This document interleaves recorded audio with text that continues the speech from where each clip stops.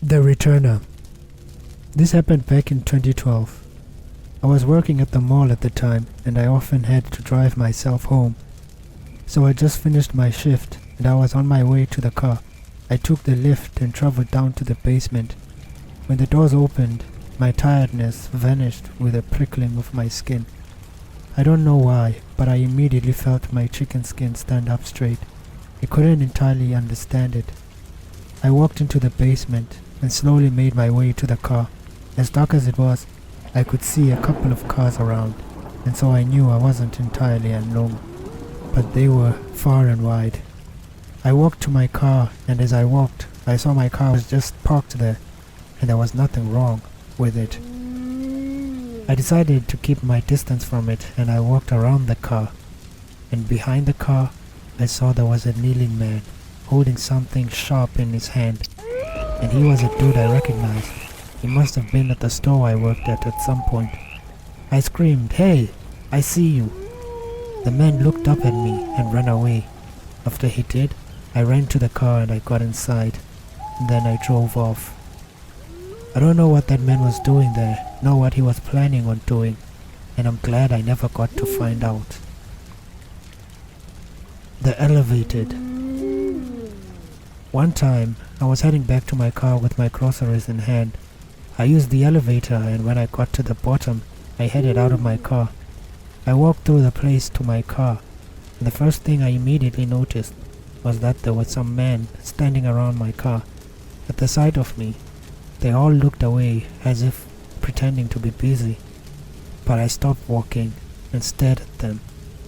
They waited about a minute, then they turned around and saw me just standing there. Seeing I wasn't coming anymore, they decided to just stop pretending, and they dashed towards me. I turned and ran to the escalator, and I ran up it. When I got to the top, I turned to look, and I saw that they weren't following me anymore. I went to look for the security guards, but no matter how far and how long I looked, I just couldn't find the guards. And so, I turned around and headed back downstairs. I saw that the man wasn't there anymore, and my car was parked right there. I hurried over to my car, and I got inside. Then I drove off, not believing I managed to escape scot-free, but apparently I did. The following day, I saw that the car had been wounded. There was a rather massive writing on the side of the car. It was written NP. I don't know what that means, but I know that it can be something really bad. I had it removed, and I've never gone to the mall at that time ever since. The Lighter. I once went driving into a parking lot. It was late at night, and I'd been craving some ice cream, but when I got to the parking lot, I instantly picked up just how dark it was. In all of my life of going to that mall, I'd never seen it being that dark before, so I knew that something was up. Rather than driving in, I switched on the brights of my lights. There were so many men inside, all dressed in black. They ran away and tried to hide behind the pillars, and it was absolute madness, like cockroaches. I took that time to reverse and drove out of there.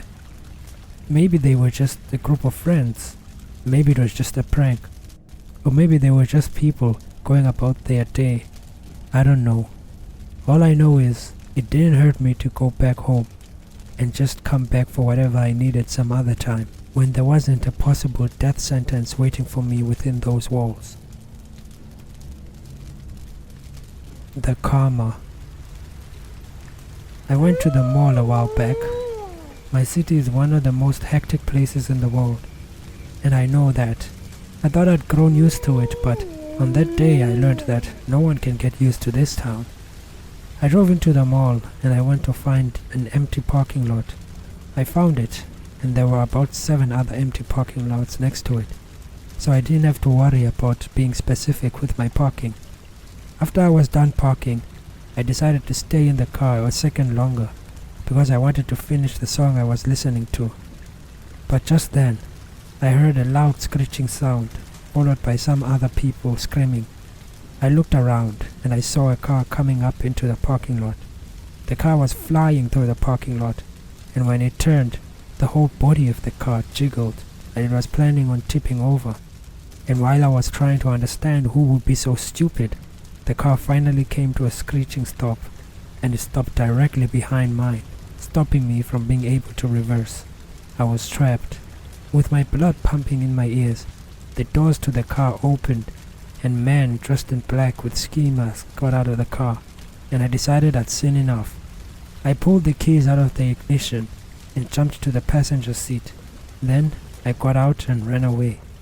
The man didn't seem to care about me, and they got to my car.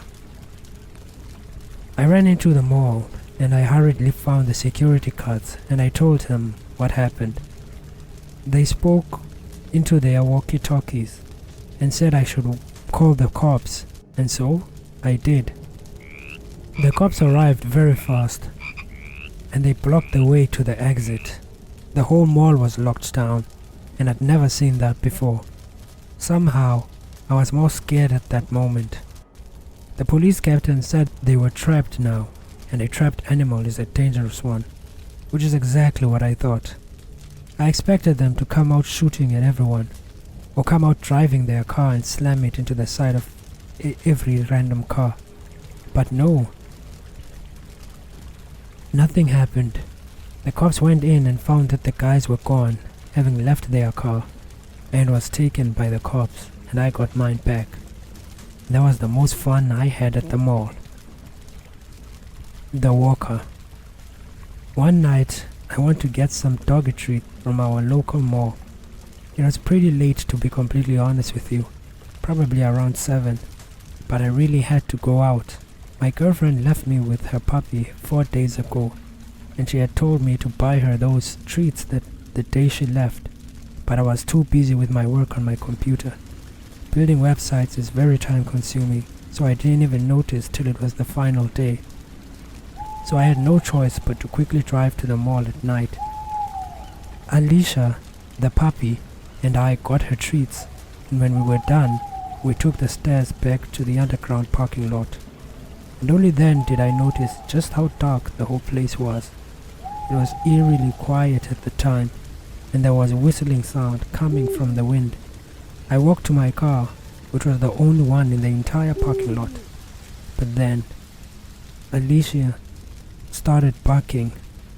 Alicia is a polite dog, and she doesn't normally bark, but all of a sudden she was barking now and jumping up and down while snarling at my car. And that was when the dread I felt in my stomach sunk even deeper.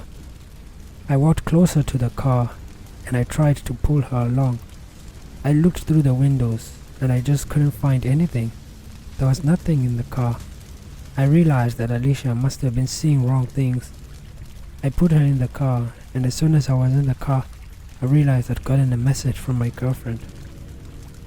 I answered her, telling her to wait for me outside, since I had the keys with me.